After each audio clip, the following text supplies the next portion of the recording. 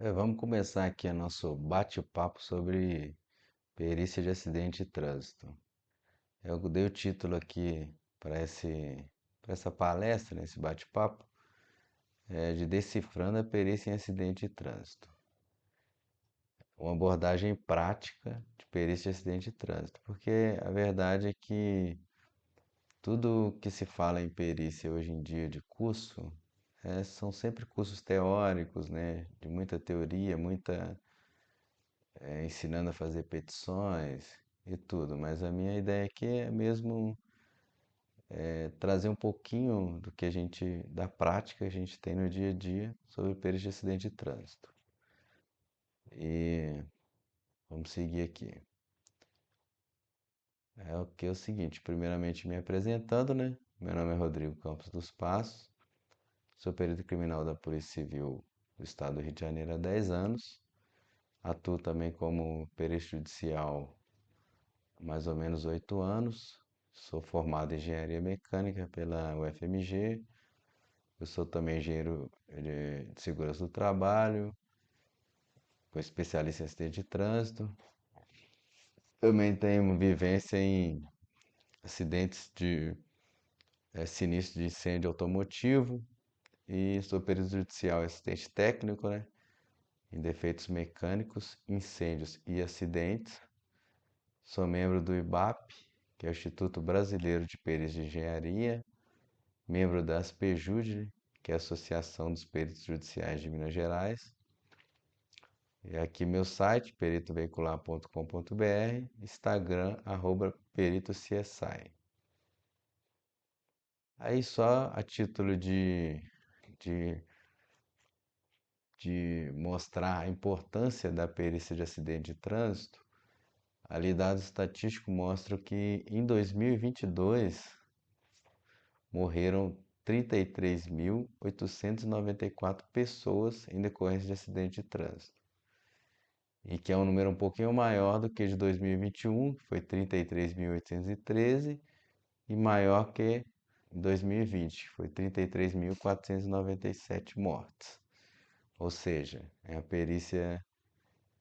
importância da perícia criminal e judicial nesse cenário é que, se você for comparar com todas as mortes por causas externas, o acidente de trânsito ele tem uma relevância muito grande, porque 33 mil pessoas, quase 34 mil pessoas mortas por ano no trânsito, a gente tem que entender que isso é um número bastante significativo. E aqui falando um pouquinho sobre as causas do acidente de trânsito, né? Os dados da PRF aqui, que é responsável pela fiscalização de trânsito, mostram que 36% das ocorrências ocorrem por falta de atenção ou reação dos motoristas, ou motociclistas ou pedestres, ou seja, falta de atenção e reação das figuras ali do trânsito, né? Que são os motoristas, motociclistas ou pedestres.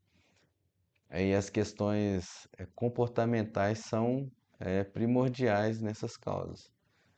Ali a gente pode observar que a desobediência às regras de trânsito representa 14% das ocorrências de trânsito, o excesso de velocidade 10, uso de álcool 5.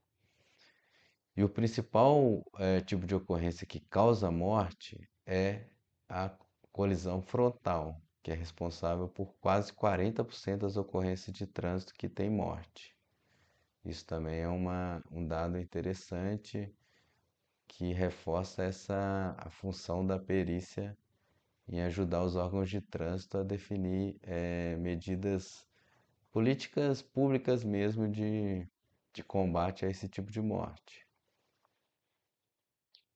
Aqui começando a falar diretamente sobre a perícia em acidente de trânsito, qual que é a função, qual o papel da perícia de acidente de trânsito, principalmente no âmbito criminal, mas também no judicial. A função da perícia de acidente de trânsito é principalmente determinar as causas do acidente, os culpados e a dinâmica do acidente de trânsito. Quer dizer quem foi a culpa, né? A, B ou C, dependendo do número de veículos que estiverem envolvidos, e definir a dinâmica. Quer dizer, o que que é a dinâmica? Quem entrou na contramão? Quem contribuiu para que aquela colisão ela acontecesse? Qual foi o culpado também por causar aquele acidente?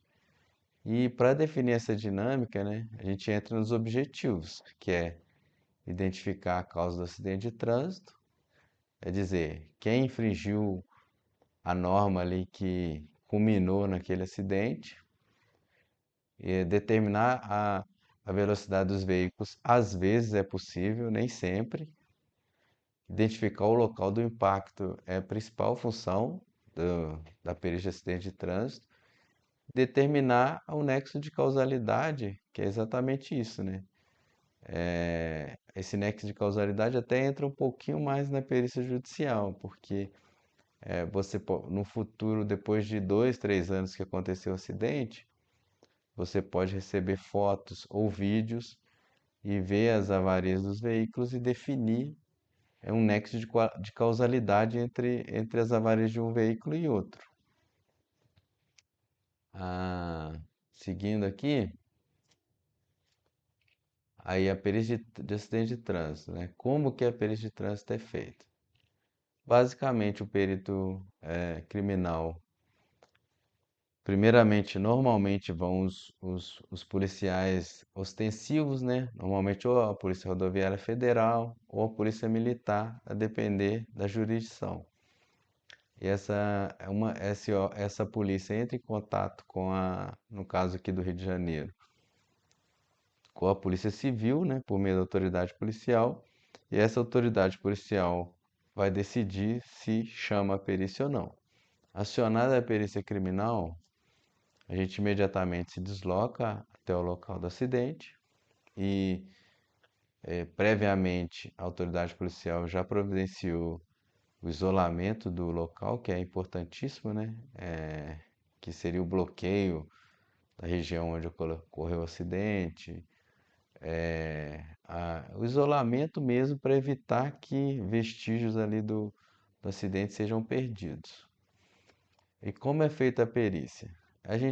Na perícia a gente basicamente vai analisar marcas na via, que é verificar se tem marcas de pneumático, de frenagem, de derrapagem, de escalavratura, que é aquela retirada de material do asfalto, e, e também marcas em vegetações limítrofes com a pista, verificar a existência de algum tipo de obstáculo, verificar a, a condição dos veículos, principalmente da parte de pneu, de freios. E algumas vezes, dependendo do lugar, se tiver imagens, a gente vai coletar um vídeo para poder depois fazer algum cálculo de velocidade com esse vídeo e esse tipo de coisa. E também, assim, de uma forma um pouco menos importante, né, analisar testemunhos,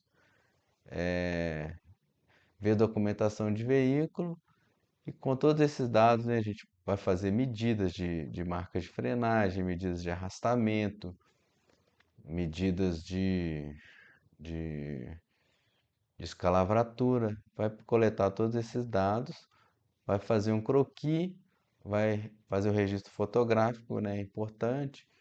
Hoje, inclusive, eu já faço muitas perícias de acidente de trânsito usando o drone, né? A gente pega imagens aéreas, a gente tem uma visão bem mais ampla de um local de acidente de trânsito.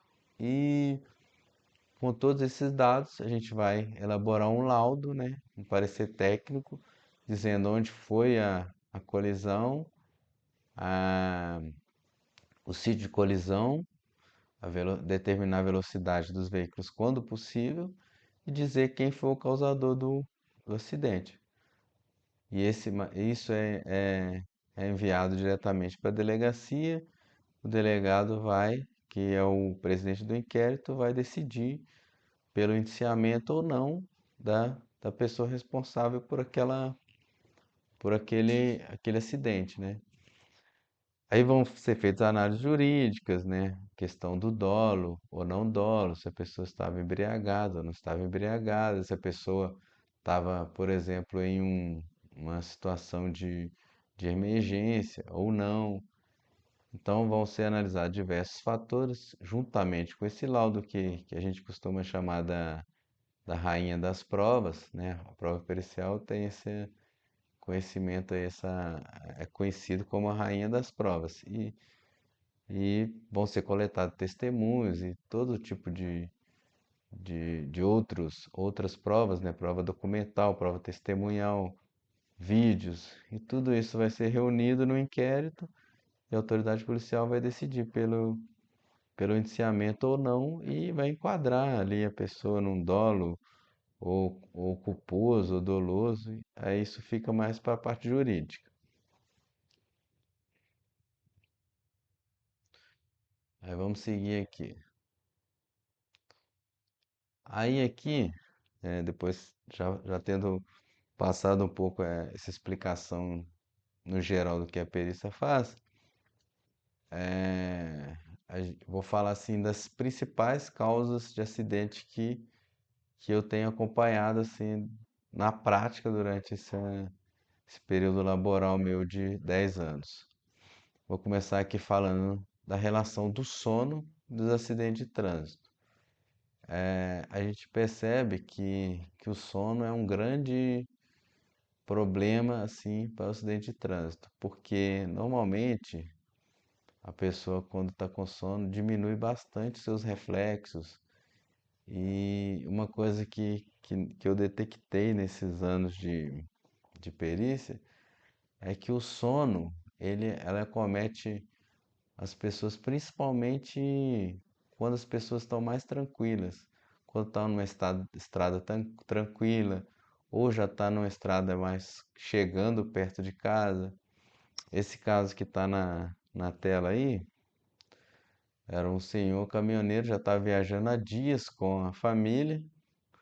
Ao chegar nesse lugar aí, que era um lugar de velocidade baixa, inclusive em cima de um quebra-mola, estava bem, a velocidade bem baixa, tinha um outro caminhão à frente dele, ele cochilou e bateu na traseira de outro caminhão.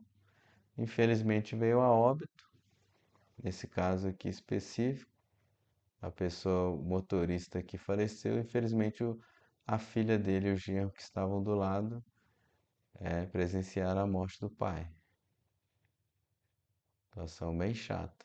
Esse aqui também é um caminhoneiro que já estava bem próximo de casa, tombou o caminhão, infelizmente foi projetado para fora, acabou falecendo também. E agora vamos falar sobre a imprudência e a relação entre a imprudência e os acidentes de trânsito. A imprudência também é um fator muito determinante no acidente de trânsito, mas além da ocorrência do acidente de trânsito, a imprudência ela é importante nas consequências do acidente de trânsito, ou seja, na ocorrência à morte, porque você vê que em alguns casos, com certeza, se aquele veículo ele tivesse em baixa velocidade, ele não ocorreria morte. Então, a velocidade, além de causar o acidente em si, ela tem uma influência grande na ocorrência de morte nos acidentes de trânsito. Esse caso aqui específico, o cidadão aqui estava em alta velocidade, bateu numa árvore. Aqui a gente consegue ver que o formato da árvore, né?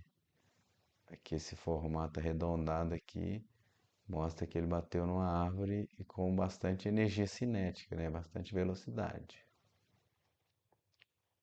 Aí aqui eu deixei Esse aqui é o velocímetro desse carro, só para vocês terem uma ideia de qual velocidade ele colidiu com essa árvore. Mas assim, para esse vídeo, quando vocês verem essa figura aqui, vocês verem essa figura, vocês parem o vídeo e tenta determinar aí qual foi a velocidade que ele colidiu, que é interessante vocês tentarem decifrar qual que é a velocidade. É possível detectar a velocidade através da avaliação do velocímetro. Tem técnicas, no futuro aí quando eu estiver dando meu curso aqui de perícia, perícia em acidente de trânsito, eu vou trazer todas essas técnicas de cálculo de velocidade e tentem chutar aí no pensamento. Parem o vídeo e chutem a velocidade aí. Depois comente aí no YouTube aí pra gente ver quem que acertou. Seguindo aqui, vamos lá, um pouquinho adiante.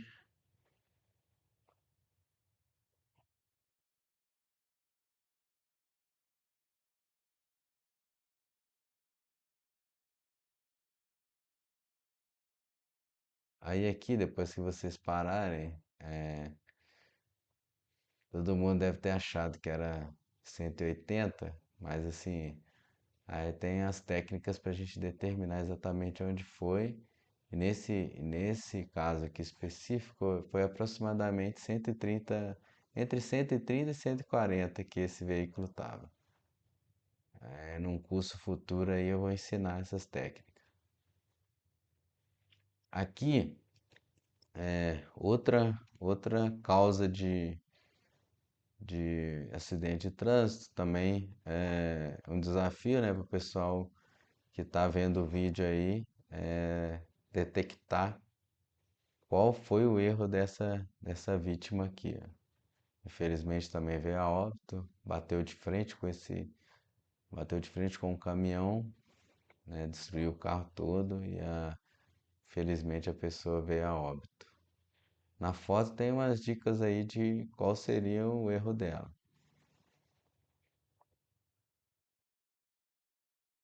Aí aqui, né, exemplificando como que é feita uma perícia de local, isso aqui tem um croquis ali à esquerda mostrando o que aconteceu. Aí o sítio de colisão, né, que é do lado direito aqui tá com círculo e lá no croquis tá um quadrado escrito colisão, mostrando qual foi o ponto de colisão. Ali tem onde foi o cadáver e onde a posição do veículo V1, né, que é o automóvel, e a posição de V2, que é o caminhão.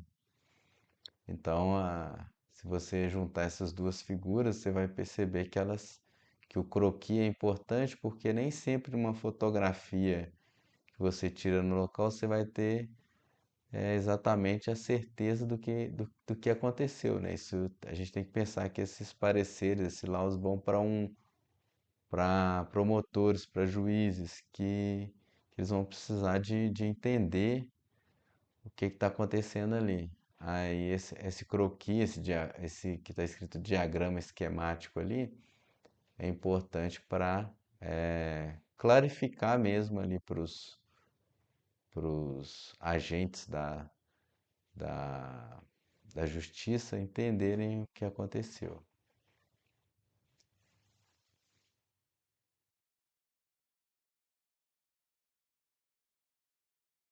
Aí aqui também as fotos das avarias dos veículos, né? Você vê que o V1, que é um automóvel de pequeno porte, ficou totalmente destruído. E o V2, que é o caminhão, teve o impacto do veículo no eixo e acabou tombando também na margem da via. Esse aqui é o cadáver no local e aqui é só algumas fotos exemplificando de como que ocorre a necropsia, mas essa não é o objetivo aqui da nossa palestra, é só a título de exemplificação mesmo. Vou passar rápido porque tem. Ah, isso aqui é importante no local do acidente. Normalmente a gente olha isso aqui para ver se a vítima não foi modificada de lugar. Tá vendo que isso aqui é chamado de livor cadavérico. Isso aqui identifica qual a posição que o cadáver estava no local. Normalmente, quando a gente chega no local, se esse livor tiver diferente da posição do cadáver, é porque ele foi movimentado. É isso aí que é importante para a gente identificar se houve alteração do local do crime. Aí aqui é mais a parte de medicina legal, que eu não vou entrar, é no mérito, é só para exemplificar mesmo. Aqui, quem tem estômago forte, mostrando aí a abertura do crânio, mostrando as lesões do crânio, as fraturas. Aqui uma breve resumo da parte de direito, né? Em quais códigos se enquadram o crime de trânsito, homicídio, homicídio culposo. Normalmente, o homicídio causado por acidente de trânsito, a maioria das vezes é considerado homicídio culposo, mas em algumas situações pode ocorrer o dolo eventual, né? No caso, se a pessoa estiver usando, tiver em alta velocidade, né? Considerado que ela assume o risco ou embriagado. Então aí tem algumas nuances que são mais do direito, e normalmente o cadáver ou a pessoa que estava conduzindo outro veículo tem sangue coletado, né, para fazer alcoolemia, mas isso já é uma parte assim mais do direito, não necessariamente da perícia criminal. Aí aqui casos é, de interesse, né? Aqui eu quero que vocês pensem qual seria o erro que essa pessoa cometeu aqui. Essa pessoa faleceu, mesmo estando com cinto de segurança. Mas qual foi o erro? Qual o erro que a gente consegue ver nessa foto?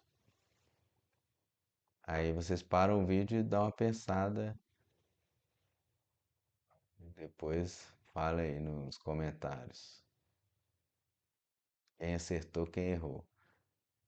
Aqui eu já estou falando, né, qual foi o erro. Essa aqui especificamente, ela colocou o cinto de 3 pontos por baixo do braço.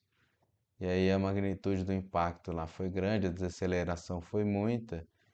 E com isso acabou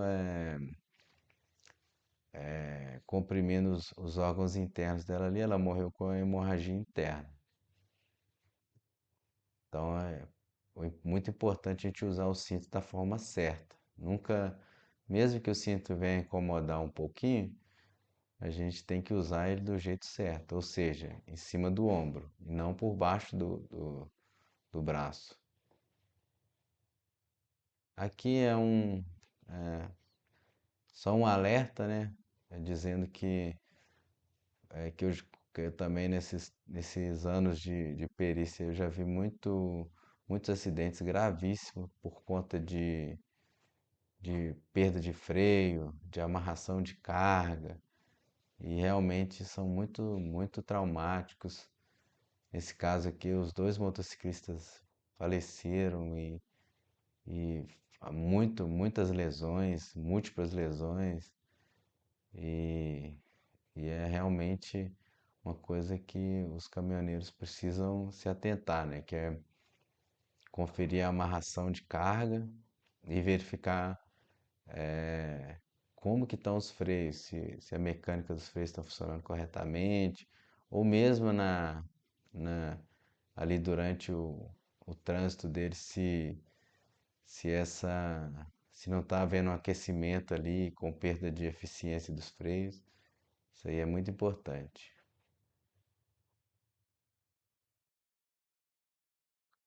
Vamos aqui. Aí aqui eu tô falando falar um pouquinho sobre a importância do cinto de segurança do banco traseiro. Essa figura aqui é até uma figura interessante que mostra qual seria o efeito de uma pessoa no banco de trás sem cinto.